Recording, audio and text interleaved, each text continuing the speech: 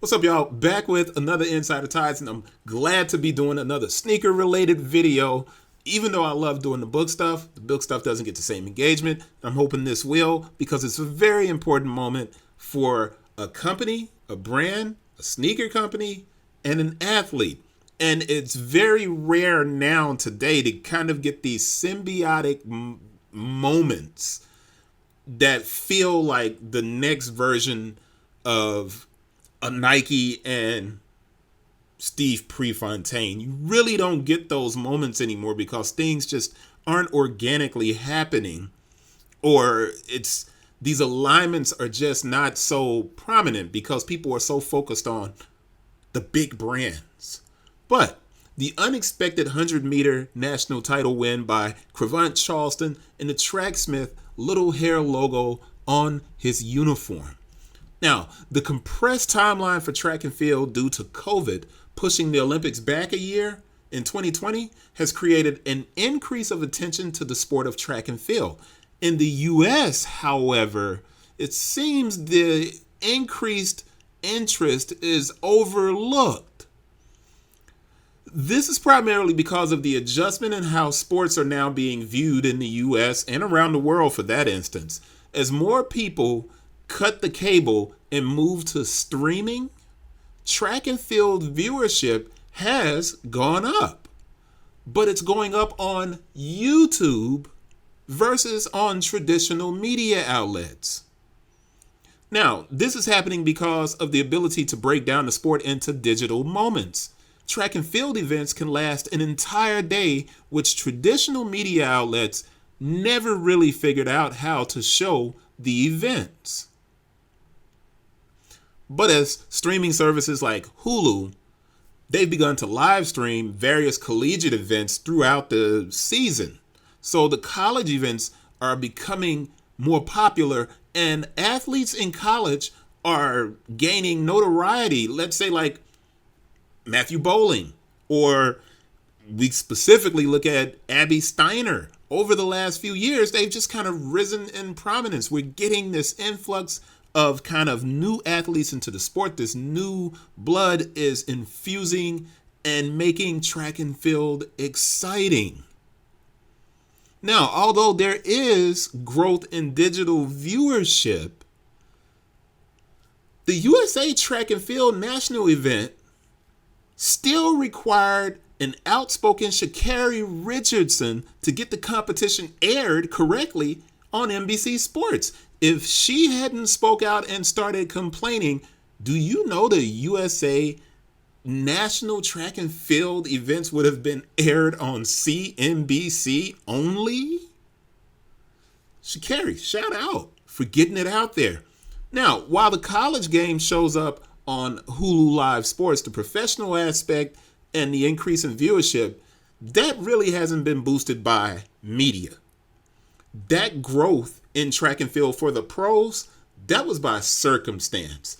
Follow the Olympics 2021, because it got pushed back. That rolled right into the Diamond League and World Championships in 2022. Now, you turn that around and you go immediately into the national competition and the World Championships that are now upon us in 2023. So this compressed timeline meant a lot more track and field than usual.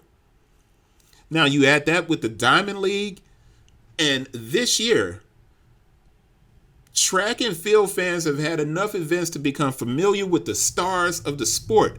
Names like Trayvon Bromell, Fred Curley, Noah Lyles. These guys are almost household names. And on the women's side, we know a ton of women track and field athletes, from Shirley Ann Fraser-Price to Elaine Thompson-Hare. I hope I got that right. Yeah, Sharika Jackson, Elaine Thompson-Hare, Abby Steiner, Sydney McLaughlin-Levrone. Oh, gosh, Carrie. Man, we can just go down the list of Vashti Cunningham. We know these women athletes. But this is the thing. Track and field is at its best when it's ripe for disruption and new names just crash into the frame. So what new name has crashed in? Cravont Charleston. So we got to watch this. and see what happens. And I had already started it, obviously. But dude, this event and what took place here, and you see Cravont Charleston, and you see the New Balance logo there, and we just keep going. I'm going to get to the event so you can see what happens. They didn't even put Cravont in the picture. They focused solely on Noah Lyles, and then rightfully so. Noah is just an amazing athlete, and he's trying to do the double by getting into the 100-meter and the 200-meter, which he didn't have to compete for because he's already the champion there. So he goes automatically into that event for the Worlds. But here is Cravont Charleston, and we see the start. Noah has his bad start, as he traditionally does. And here's Christian Coleman, who runs for Nike. And look at Cravont. They initially said that the winner was, and you'll see it pop up here in a second, Christian Coleman, Noah Lyles, Cravont Charleston. And then they go back and look at the digital, and it changes. And Cravont Charleston, who ran at North Carolina State University, who was not on my radar at all, and I watch a lot of track events. In the USA Track and Field Championships yesterday at Hayward Field, Charleston pulled an Ali in 64. He shook up the world in an extremely loaded field of track stars. And if you didn't notice, Cravont Charleston finished seventh. And these dudes are sponsored by billion-dollar companies. Noah Lyles, Adidas, Christian Coleman, Nike, Cravont Charleston, New Balance. And you can see kit affiliation here. And here is Cravont Charleston wearing a uniform featuring a small bunny named Eliot on his jersey and pants, pulling off this stunning performance. Now, that small hare logo belongs to the brand Tracksmith. And this is like the first thing I've ever done on the company. Although the brand has launched a running shoe, and this kind of makes what I'm doing a bit ironic because I typically cover small brands. But here's one of the really interesting things is on the Tracksmith website, man, they have an amazing amount of content and stories. So you're talking about an athlete that, and wow, they wrote this just now, 3 minutes ago. They just wrote this, and it's so awesome to see it. To see Cravont kind of gain ground and see this company. I'm typically the person that tells you about a new sneaker company, and I missed it. And they have this incredible source of media and content to educate fans of running. Now, here's another interesting tidbit. In the past, they took a old New Balance position of only working and promoting amateur athletes. They were not going to sponsor pros. But you couldn't ask for a more perfect alignment or opportunity for both brand and athlete than this moment. Tracksmith, by comparison to the other brands, is minuscule.